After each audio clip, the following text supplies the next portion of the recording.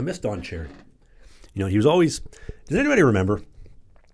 Literally, Saturday night, was it 7:30 p.m. Central? Maybe like 8 p.m. Eastern time. Every Saturday night, didn't matter if it was a sports bar, at home, a hockey arena.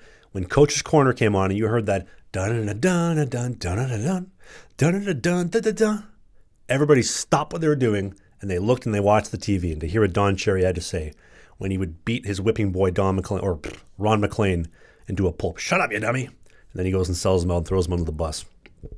I miss Don Cherry. I miss Grips. I've reached out to him a few times to have him on the show. Never heard back.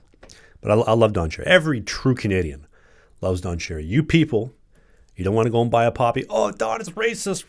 We can't acknowledge the men that fought for our freedoms. Oh, God, it's terrible. Slaves. Slave-minded people. Again, why? Because the high-impact piece of polyurethane, the television mounted on the wall, told me to.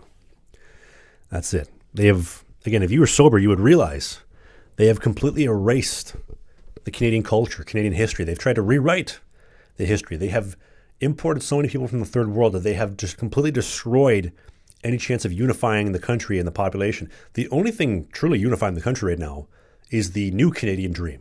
Travis, what is that? I'm glad you asked. It is to get the hell out of here.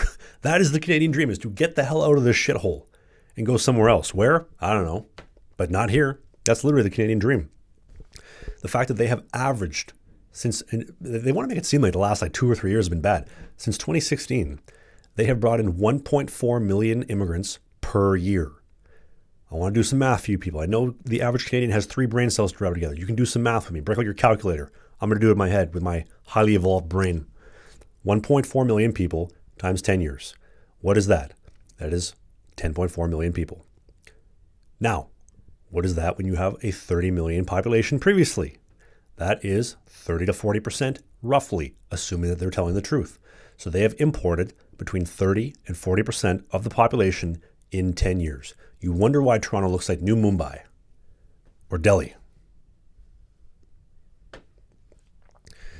Nobody wants to say anything because they don't want to be offensive. Forget about the 40% population increase, though. Have they built any new infrastructure for these people? No. Listen, I'm born in Winnipeg, born and raised in Winnipeg. Prairie boy, 6'5", tall, humble, well-built, and sexy, and funny. Sometimes. But I'll tell you firsthand, in the last 10 years, have they built a new hospital in Winnipeg? No. Have they built one in Vancouver? No. Well, technically, they're on their way to completing one. It's been about 10 years. No, about 7. Have they built a new one in Calgary? No. You know what they did build? A brand new $600 million NHL stadium so we can watch more sports. Go sports. Sponsored by gambling and beer. Yay. Go sports. As I take my wife to the game and I throw a jersey on her which has the last name of another man on her back and my back. Yay, go sports. Go Connor McDavid. I love that my wife loves Connor McDavid. He's the best.